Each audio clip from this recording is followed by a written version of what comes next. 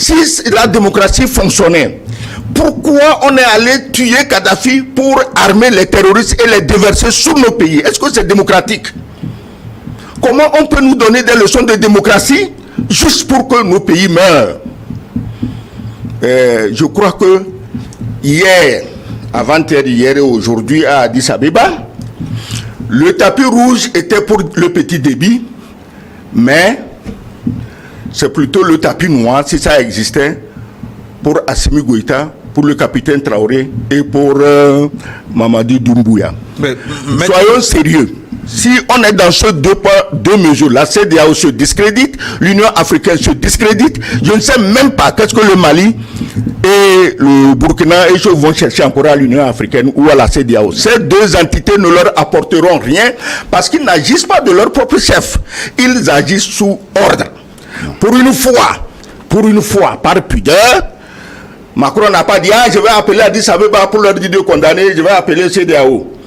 Pour une fois, le président de la CEDEAO, qui a la langue facile pour condamner les putschistes, il n'a rien dit. On a envoyé un sous-fifre. Il semble qu'il est deuxième vice-président de la CEDEAO pour vomir des saletés du genre « Ah non, ça ne va pas aller, Mali, Burkina ne vont pas faire fédération, nous sommes 15, on reste 15. » Mais vous êtes 15, vous les avez chassés, diabolisés, affamés, ostracisés. Est-ce que vous êtes encore 15? Maître Eric Emmanuel Sosa, Sogoyou Kengiro évoquait le cas du Tchad.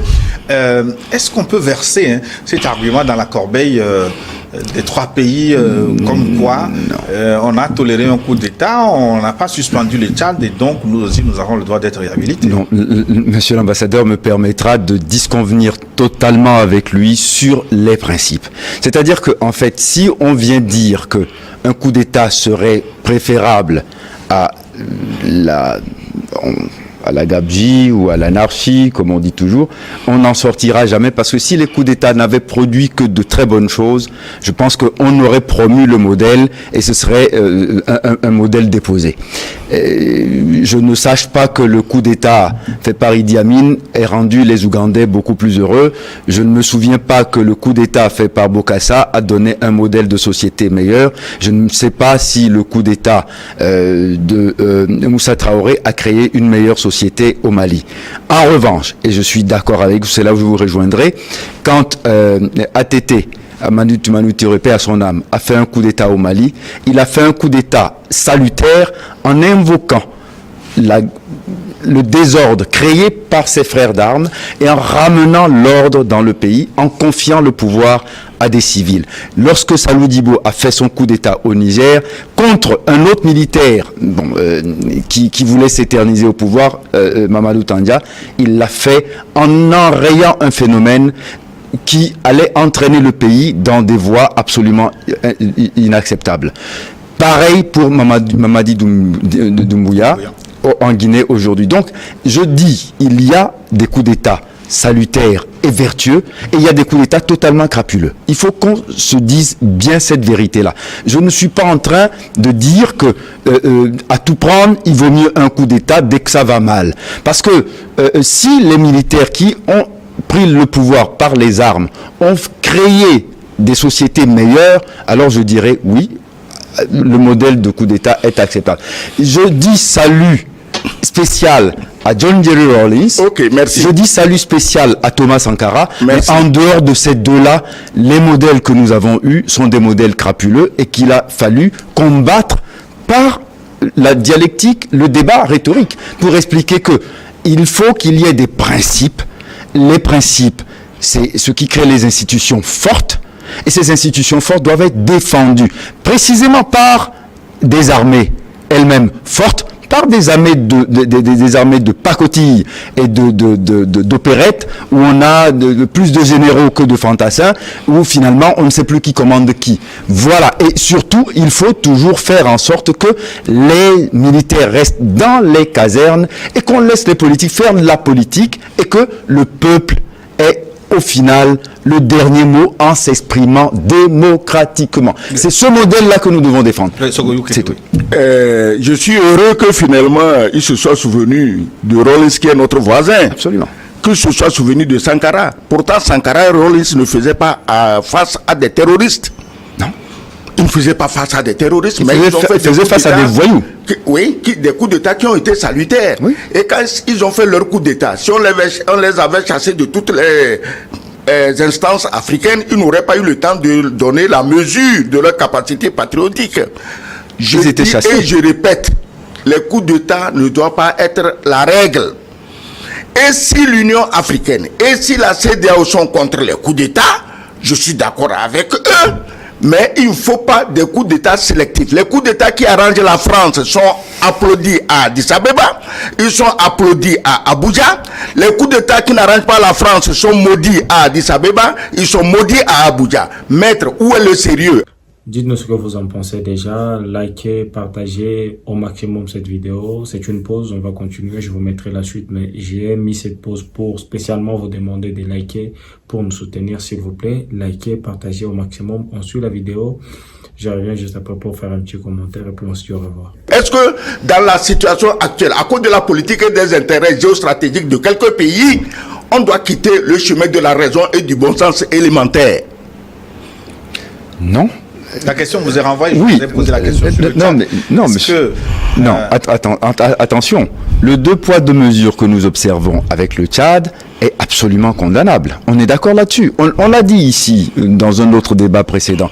Parce que je ne comprends pas pourquoi le président Macron s'invite à l'intronisation du fils d'Éby, alors que d'un autre côté, il promet les flammes de la démocratie et de la France contre le Mali, parce que il a dit je vais appeler le président Akufo-Addo pour lui dire son fait, parce qu'il ne comprend pas pourquoi on devrait laisser Assimi Goïta prendre certaines mesures, et y compris couper diplomatiquement avec la France. On est d'accord là-dessus. Mais d'abord au Tchad, il a été dit que le Conseil constitutionnel a jeté l'éponge, a dit qu'il n'était pas intéressé par le pouvoir. Non, mais bon, attendez. La mascarade qui a amené la confiscation du pouvoir et sa dévolution au jeune maréchal, au bébé maréchal, on l'a tous vu. C'est-à-dire que personne n'est dupe. Et personne de sensé n'irait accepter ça. Mais il faut voir que le président de l'Union africaine, Moussa Faki Mahamat, il est tchadien. Bon, il aimerait pouvoir rentrer chez lui vivant.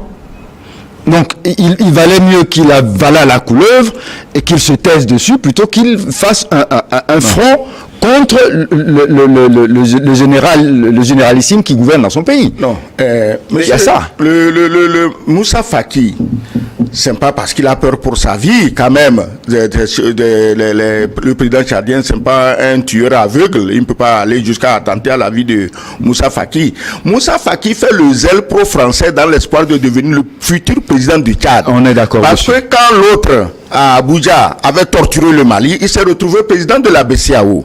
Les récompenses juteuses attendent ces gens qui utilisent les institutions africaines pour torturer les pays où des patriotes sont arrivés au pouvoir. Mais monsieur Kegewe, mais sur quelle base les sanctions contre les 3 pays peuvent-elles être levées?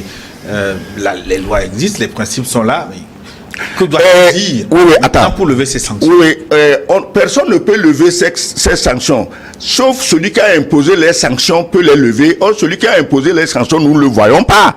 Il a des marionnettes devant qui travaillent pour lui. Quand on parle de pourquoi Macron est allé à N'Djamena, finalement je dis mais Macron a raison. Macron se bat pour les intérêts de la France. Et il n'y a pas d'état d'âme. On a égorgé Déby devant eux, mais celui qui a succédé à ce crime est adoubé par la France. C'est normal. La France connaît les intérêts qu'elle a au Tchad et elle les protège. Ici, si on torture les patriotes maliens, burkinabés et guinéens, c'est parce que ces patriotes travaillent contre les intérêts de la France. Donc, dans la situation pareille, dans une pareille situation, la France a raison parce que chaque pays, chaque président doit se battre pour les intérêts de sa population. Donc, moi, je n'accuse même plus Macron. Macron, moi, si j'étais à la place de Macron, j'aurais fait ce qu'il a fait parce que c'est là-bas que la France trouve ses intérêts. Nous demandons aujourd'hui au président de la CEDEAO et de l'Union africaine que chacun agisse dans l'intérêt de son pays sans tenir compte des contorsions du genre ceci est interdit, ceci est permis, ceci n'est pas permis. Merci d'avoir suivi cette vidéo jusqu'à la fin. Encore une fois, je vous demande de liker, de partager au maximum pour nous soutenir. Faites-nous des propositions dans l'espace commentaire. Nous nous ferons le plaisir de vous lire. Pourquoi pas de faire ce que vous allez nous demander dans les commentaires si cela est possible.